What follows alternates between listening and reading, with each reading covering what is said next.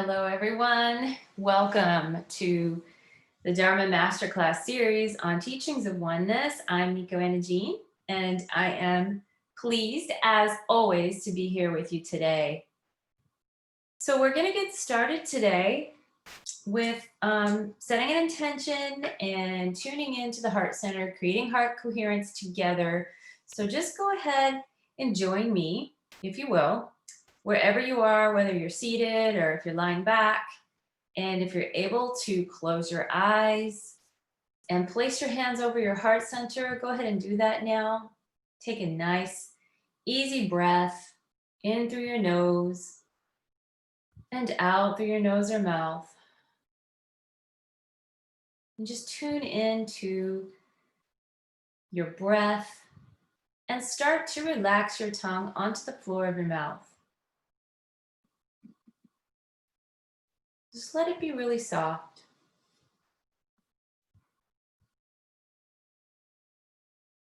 Good, and just start to notice your environment just by perceiving the temperature of the air on your skin. You can hear the sounds. You can feel the surface of whatever it is you're resting upon. Good, and grounding yourself in to your heart center.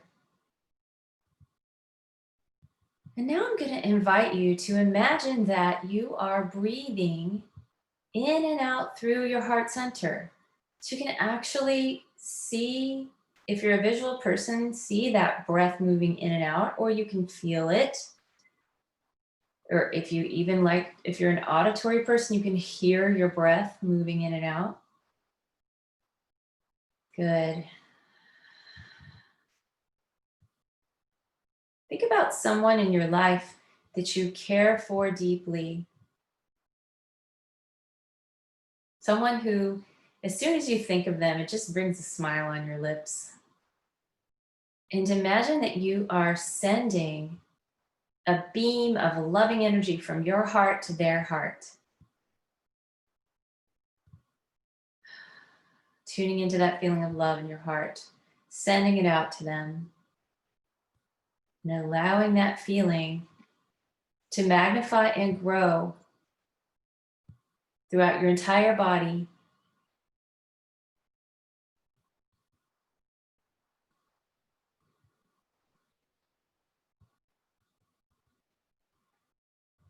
Good, just tuning into that again and again. Bring yourself back if you feel yourself wandering, if thoughts move by in your mind, just let them pass by and bring yourself back to the heart center and the breath.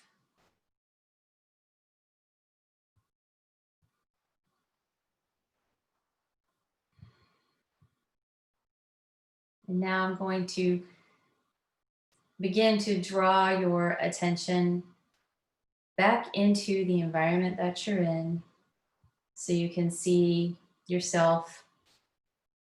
Begin to notice your body again, and also notice the surface that you're sitting or laying back on. If you want to drop your hands in your lap, if you have them on your heart, just drop your hands down and feel your hands in your lap or on the sides of your body, wherever they're lying or touching, whatever surface they're touching, just notice it. Start to slowly, you can open your eyes if they were closed, and just let your focus stay soft. Let it be soft, a soft gaze. Good, and then go ahead and look around the environment that you're in and just pick an object, any object, and just notice its size and shape and color, its texture, and let that object bring you really back into this moment, grounded in this environment. Stretch your arms up if you like, and reach up to the sky. Look up with your eyes. And come back to center. Beautiful. Thank you so much for joining me in that exercise. So today, we're going to be talking about the power of choice and the spiritual implications of choice, of choosing. So many times we can get caught up in a mindset of feeling like we're being just kind of pulled to and fro by the world. We feel sometimes like there's so many circumstances in our life that we're trapped by.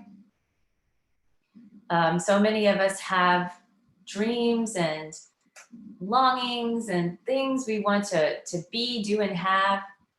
And we feel like for some reason we can't because of blank, right? And it really, it's different for everyone, but I'm sure everyone can say that they've experienced this at some point in their life. And what I want to explore today is the topic of the power of choosing, and not so much from the viewpoint of choosing something intellectually, okay? Because you can always choose something intellectually. You can say out loud with words, I'm choosing this or that. However, there is a choosing that happens in our being that is not solely intellectual. It's not just thought, it's not just mind, but it's a choosing that occurs really deep in the core of our being, maybe even in our heart. And once the choice is made, and I'm even going to propose that the choice was always there, just waiting for you to notice it, that maybe the choice had always been there and you only just took a moment to acknowledge it. But once the choice has been made, has been affirmed, then what happens after that is pretty magical, because of the fact that the choice has been surrendered to the universe, to your source, to whatever is your belief system. And once it's surrendered and we release control of it, and we don't have to know how it's going to happen, we're not concerned with the mechanics of it. It literally just takes on a life of its own.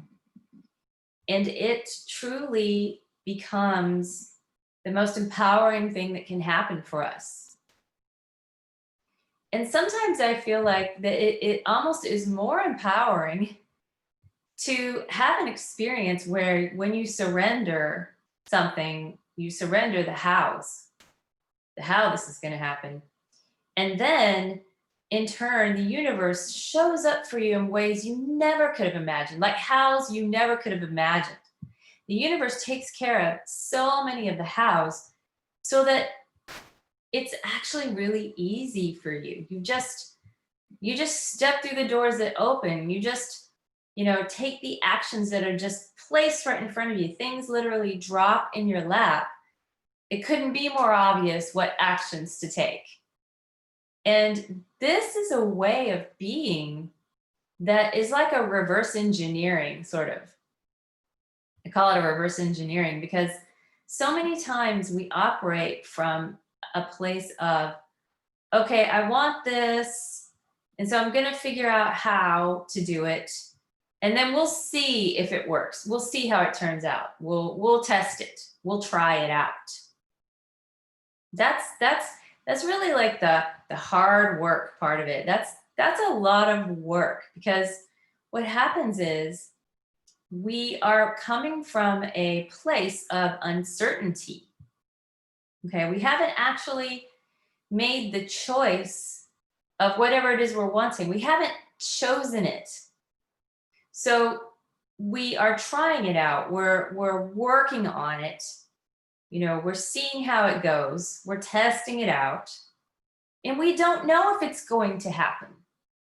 Right? We don't know. I mean, maybe it's perhaps some kind of a business idea that you have where you want to offer something, a service or a product to the world, and you are not sure if anyone's going to buy it or want it. Okay? You're just not sure if you're going to succeed. You don't know if you're going to make any money. You just don't know. And so you come at it from a mindset of, well, I'm going to try it and see what happens. And when you do that, you really don't know for sure what's going to happen. So there's a part of you that's always holding back, that's not playing full out, that's waiting to see what happens. Meaning what's going to happen is you're going to not really tap into your full potential here. You're not going to take all the actions you need to take because you're going to be holding back. So you're going to take limited action, then you're going to get limited results. And then you go right back to, well, now I'm uncertain because I got limited results or no results. And then you get to say, you see, I told you it might not work. Or even, yeah, I knew deep down inside it wasn't going to work.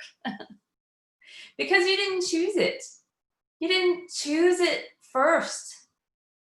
And this is the way we've been taught to live. This is the way we have been taught to live life. Directly or indirectly through our society, institutions, parents, whoever, people in school, whoever influences you. This is a dominant, prevailing mindset of how we do things, how the world works. But I'm going to challenge you. I'm going to challenge you to reverse engineer that and to actually just decide, okay, what it is you want. What outcome do you want? Okay, so let's just take that same example. And let's say that you want to have this business and you want to provide the service or product. It doesn't even matter what it is, but the outcome that you're wanting is actually has anything to do with the service or product that you provide. But the outcome you want is, say, freedom and fulfillment for yourself. Like you want to feel fulfilled in what you do, that you're following your passions, maybe you're helping other people, and also that you are receiving income, you're able to support yourself, you're financially free. And that's the outcome that you want, right? So instead of trying all these things and working at it and seeing how it goes, just go straight to the outcome. Okay, just go straight to the outcome and decide, okay, I actually am going to choose this now. I'm going to choose this now. Now, okay, so I know what you're thinking. You're like, it can't be that easy. It can't be that easy. That's not the way things work. You can't just choose it and expect it to happen. Well, it can seem that way, and you may even suspect that you've chosen before and that didn't work. But I have to tell you that if that's what you're suspecting right now, there was still a part of you that hadn't fully committed to that choice. Okay? And the way you can know if you've actually committed to it is when you truly, inside yourself, in your heart, you choose something. You already feel the feeling of the outcome. Like you can feel it already. You just know it. You're like, oh, I'm already there. Like in your heart, you feel it. Even if it's brief, you will know when you've chosen it because you feel at peace, because you feel settled, you feel clear, you feel sure. Now, sure, doubts can come back in later, but it actually only requires that one moment of choosing in order for it to be set in motion. And then what is required is for you to drop all expectations of how it's going to happen and just start with a beginner's mind. Beginner's mind. You guys know a beginner's mind? It's a phrase that it's used a lot in spiritual teachings. That you approach something as though you have no idea how you're going to do it. You just don't know. Your mind is completely open. The only thing you know is that you've already chosen the outcome. So now your job is to just show up every day and take the actions that you're sure of and continue to tune back into the choice, okay? So when the doubts come up, oh, wait a minute, this doesn't look like it's going like I thought. Maybe this is going to be like last time, I'm not going to make it again. you stop and you shift yourself, become aware of those thoughts when your brain is trying to show you the past failures, and you shift yourself, whether you meditate or you do any other kind of technique that interrupts that pattern. And you say, I'm going back to my choice. You just keep choosing it. Just choose it over and over and over. I mean, I'm talking drive it into your consciousness if you have to. It's like any habit that you have to repeat it over and over and over before it becomes part of your neurology. So choose it over and over and over again.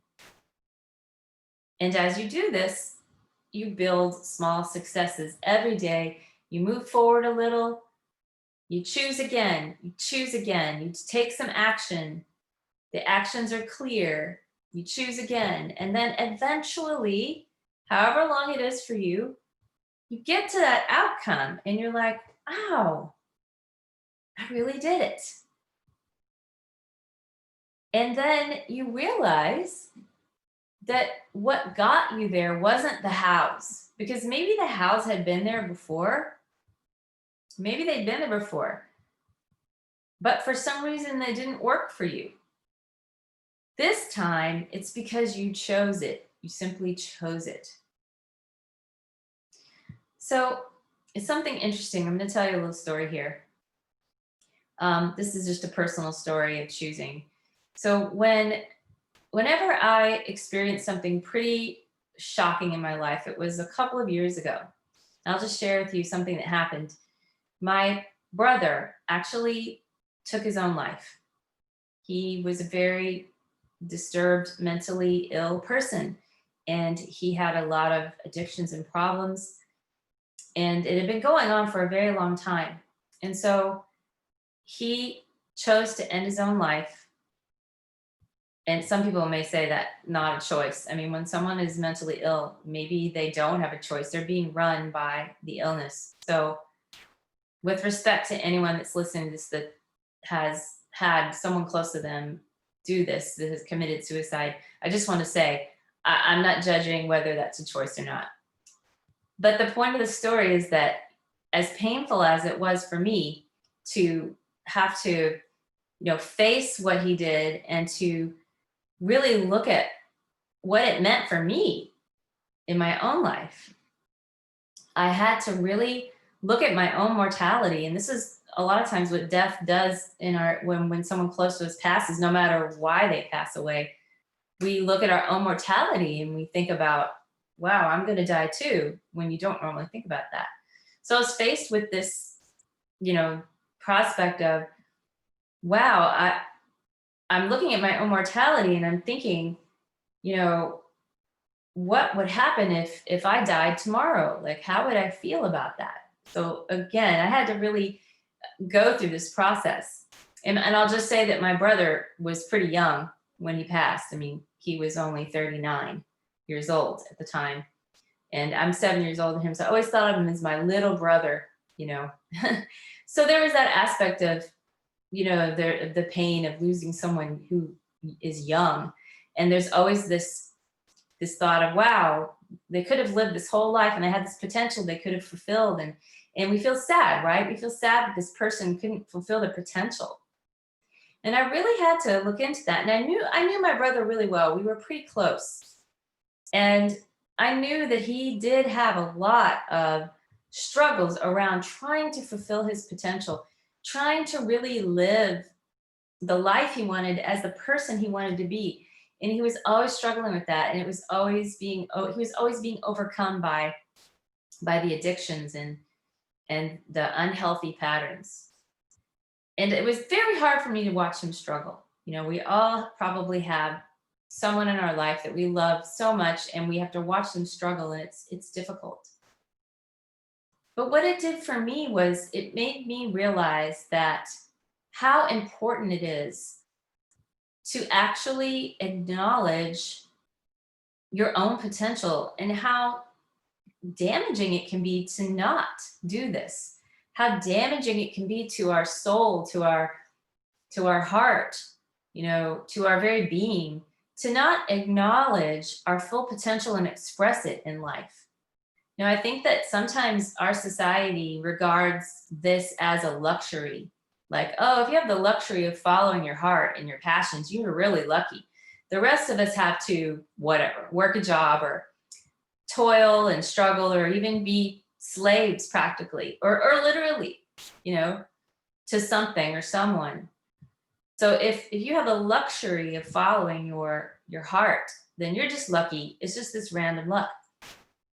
As though it's not something we actually need to survive, you know? Think about it, right? And I think about I've thought about it and meditated on it a lot. And I truly believe that whatever happened to my brother, I really don't know. I mean, I can't know why he did what he did. But whatever brought him to that moment where he didn't want to live anymore, where he took an action that took him out of his life. I believe that what led him to that place was just this you know, unfulfilled potential just piling up throughout his whole life. And it just kept stacking and stacking and stacking until it got to this tipping point. And it just tipped over on him. And he couldn't take it anymore. And I don't know that this was conscious for him, but this is the lesson I extracted from it, was that for him, not fulfilling his potential was literally so devastated. He didn't even want to live anymore. He didn't even want to be in the world. And that I believe that on a spiritual level, we do choose things. And I believe that it was his choice to leave. And I respect that. I respect that for him. Again, this is a personal story, so not judging anyone else's beliefs around it. So then I had to really say to myself, what potential am I not fulfilling?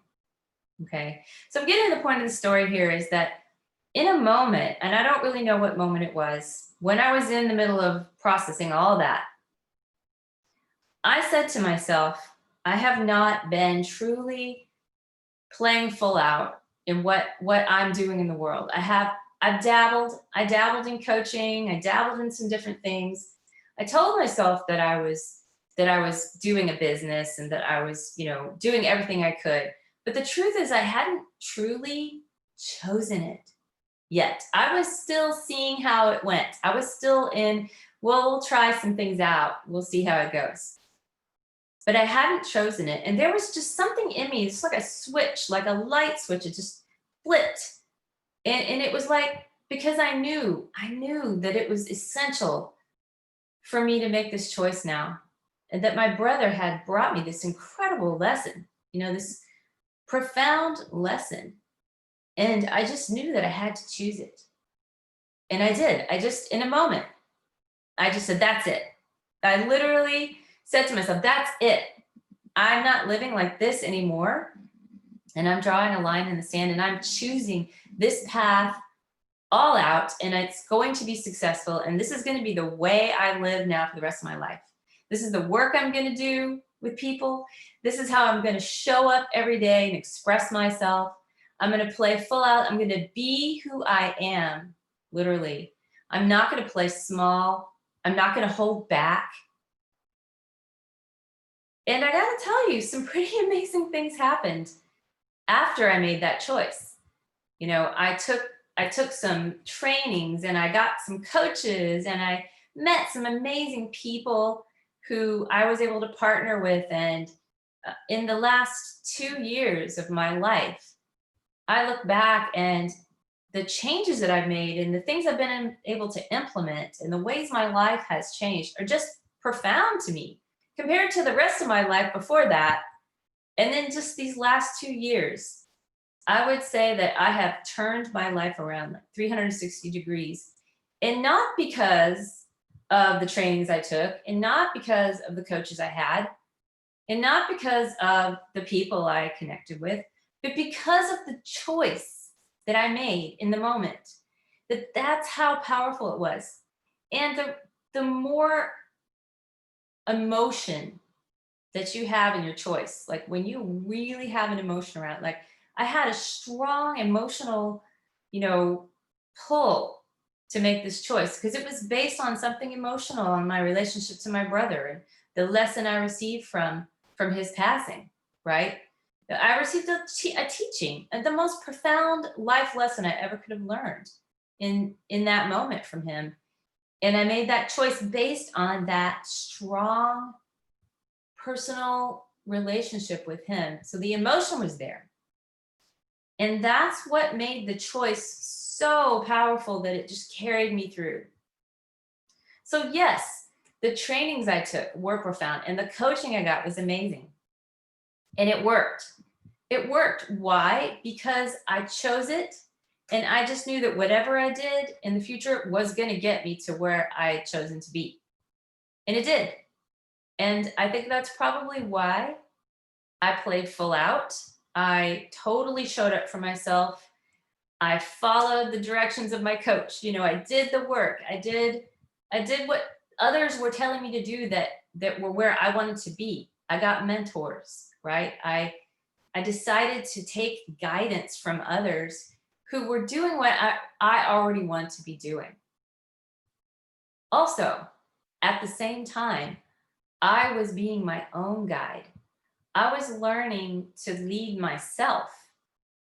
So it's this kind of beautiful dance, really, that we start to learn to have, where when we start trusting our choice, right? We start trusting ourselves and we partner with our source, with that part of ourself that's connected to everything, oneness.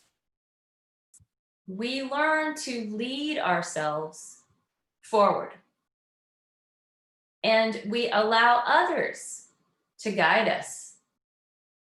And simultaneously, we're leading ourselves. So we don't just go blindly, right? We still have to tune in with ourselves and we have to lead ourselves. But at the same time, we're allowing ourselves to be led.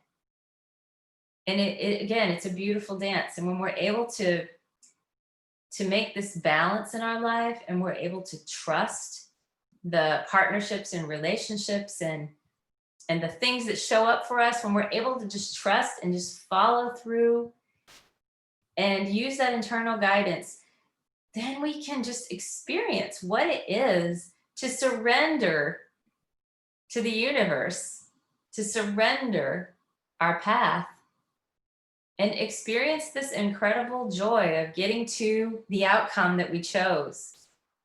Wow, it worked, And then once you do it one time, you can repeat it because you know how you got there. You're like, okay, I see what happened here, which is what I did. I looked back and I was like, oh, I made that choice and that thing happened and then this and this. And I reverse engineer it. I'm like, okay, well, now I'm going to do that. I'm going to literally make that my protocol, because it works. I'm going to stop doing things that don't work. And I'm going to do more of what does work. And I can see that when I choose something truly in the core of my being, that it does come to pass because I chose it. So what are the spiritual implications here? Well, I invite you to just consider what's coming up for you right now. Are you listening to these words? If you're still listening to me, then there's definitely a message here for you. I don't know what it is, but your being knows. And if you're willing to see or hear or feel what it is that you need to choose now, if you're willing to be shown by your inner being, your source, then it will show up. You may already know what it is. You probably have been wavering and deliberating and trying to figure it out, and there's a choice you need to make. And so I'm going to invite you to just tune into that right now. So again, if you have no idea what it is, just be open to the possibilities. But let's just do a little exercise together, okay? So just settling in again now, shifting into tuning into your body and into your breath again. If you want to close your eyes, you can.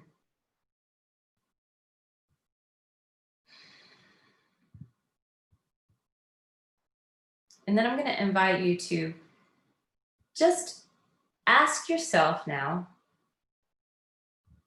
and be open to the answer showing up. What is it that I need to choose now? What is the choice that I can make? And just notice what comes up. Just be with it. If you feel resistance, you can acknowledge that as well.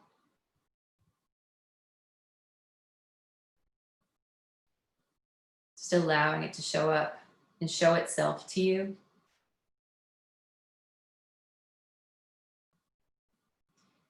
And without having to do anything with it yet, let's say it showed up for you.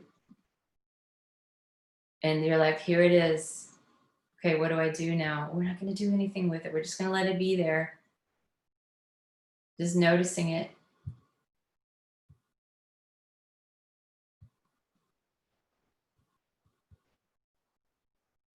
Not trying to fix it or change it or make it happen.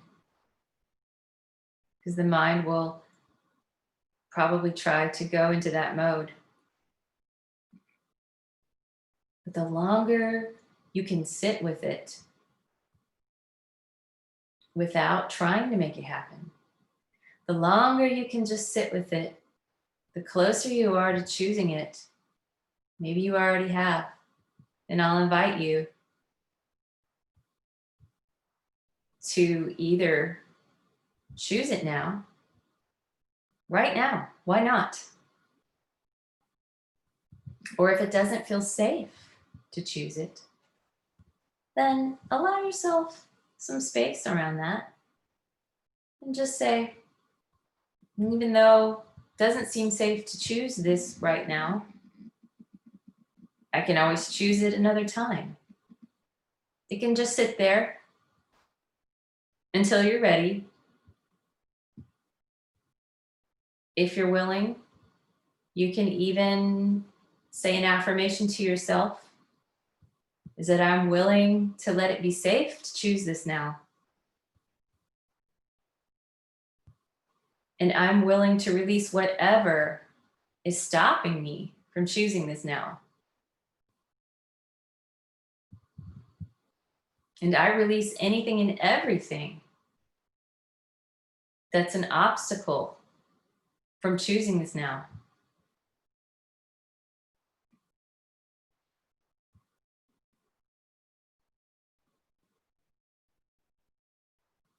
Good. Now, let's just come back into the body. Take a deep breath, bringing this choice with you, whether you fully chosen it now or whether you're just working around letting it be safe. I just want to ask you now to consider,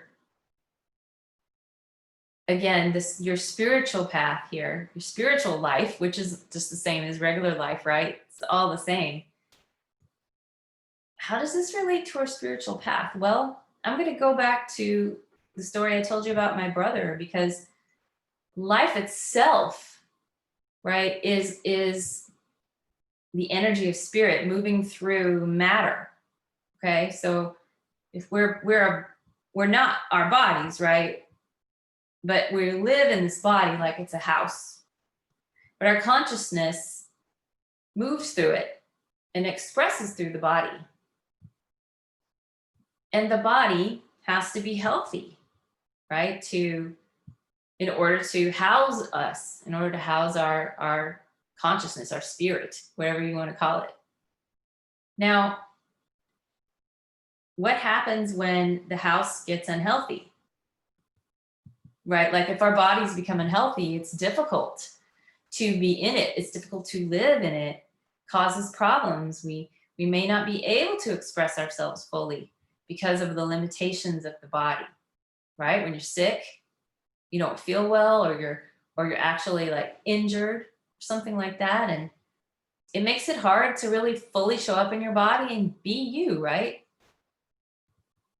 All of you have probably experienced something like this, where then all of a sudden you feel well again and you're yourself, right? You're yourself. What does that mean exactly?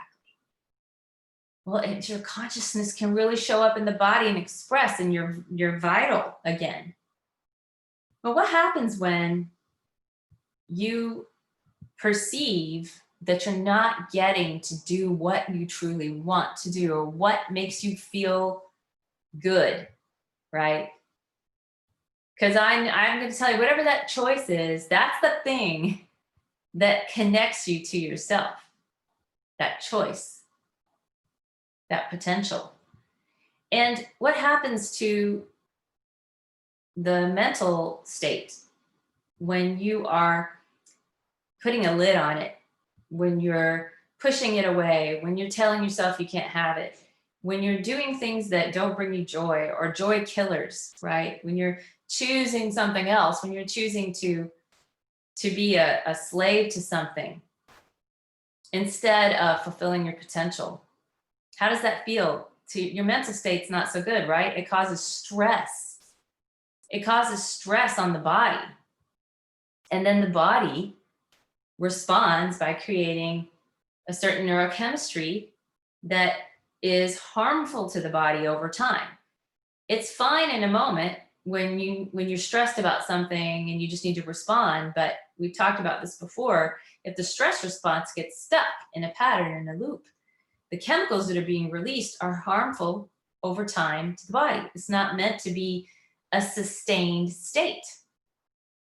But what happens is, in your mind, there's a story going on where you're always telling yourself something that causes stress, like, I can't have what I want. This isn't what I really want to be doing.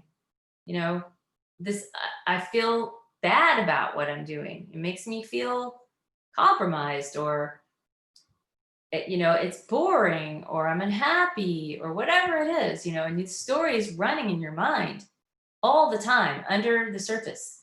And it's just causing this low grade stress on your body. And then what happens is, then we become frustrated, right? Or even angry, and we don't know why. And then that anger and frustration sort of shoots out in whatever direction, it can. It gets projected all over the place. So there's a little pressure that gets put on us from somewhere in our life, whatever that is, on a relationship or a situation, puts a little pressure on us. And then just a little pressure, and that anger flies out in all directions, or even at the direction of the thing we think is making us angry, right? And so this in turn creates more conflict, drama, and stress in our life, because now we're projecting it outwards onto our world, onto the people in our lives, onto the situations. And then we feel more and more like a victim. We feel more and more like we're not in control and we can't have what we want. And it just snowballs, right? It just snowballs, and it turns into this huge thing. We feel like we're just getting run over by life. And you guys all know that this will lead eventually to the house being unhealthy. The body will start to have problems, headaches, stomach aches, right? Ulcers, indigestion, accidents, maybe because you're foggy headed and you're scattered, and all these things. And then when your body is in a state you can't fully show up as you, maybe you start doing things to self-soothe. And this is where people, and all of us do some level of self-soothing. This is where addictions can come in, whether they're soft addictions, like addictions to social media and digital devices, because we're trying to distract ourselves from pain, or actual substance addictions, anywhere from like something that seems as harmless as caffeine or sugar, all the way to like alcohol and drugs that degrade us really quickly and cause even more problems. So the spectrum is wide, but the truth is, it doesn't really matter where you are on the spectrum. If you're on the spectrum and you're self-soothing with something, you're causing more harm to your body and your mind. And then you become overtaken by this entity, that it becomes this entity, and it almost takes on a life of its own. And you get lost. You get lost in there. And again, you're back where your potential is not being fulfilled, and it is literally costing you your life. It's costing you your life, whether it's literally or figuratively, okay? It's costing you your life, and you're not able to fully show up in your body, in the world, and be who you are, So how is this a spiritual lesson? I don't know. You can answer that. That's my answer for you.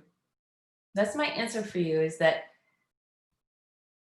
the path that you're on, no matter whether you think of it as spiritual or not, is spiritual. It's all spiritual. It's all leading you back to oneness, to wholeness. And so by choosing, using the power of choice, of claiming that power, you become fully who you are. You become fully spiritual, because you're embodying that who you truly are and expressing it through the body. And you're showing up like someone who is truly fulfilled and making an impact on the world, whatever that is for them. And isn't that what we all want? Isn't that what we all want? Can you imagine, you guys, a world where if everyone was doing that, if everyone was in that state where they were choosing what they really wanted and they were actually showing up as that person, do you think the world would look a little different? How do you think it would look? Well, in my opinion, in my vision, it looks a lot more cooperative and loving and kind. It looks a lot more relaxing and peaceful, and even more successful. Imagine the things that can be accomplished when people are cooperating and they're fulfilled and they're happy. Imagine the beautiful things that could be accomplished in this world, in the material world, if we were all showing up like that. And I invite you to entertain a vision, and find your own vision and entertain that vision every day if possible, whether you're in meditation, choosing that. You can choose that too. You can choose to believe in a vision of a better world. But it starts here, right? It all starts within. You transform your inner world, and the outer world reflects that transformation. I want to thank you all for joining me and for listening and being with this message, whatever it is for you today. And I'd like to close by taking a community breath together and just acknowledging this beautiful connection we can feel with each other, even through this virtual world, and that we can truly heal together. So let's just take a deep breath together. Just know that you can anchor in whatever it is you received here today, and it will just follow you through the rest of your day and night. It'll be there for you anytime you need it. May all beings be at ease and know joy. Namaste, everyone. Until next time. Bye-bye.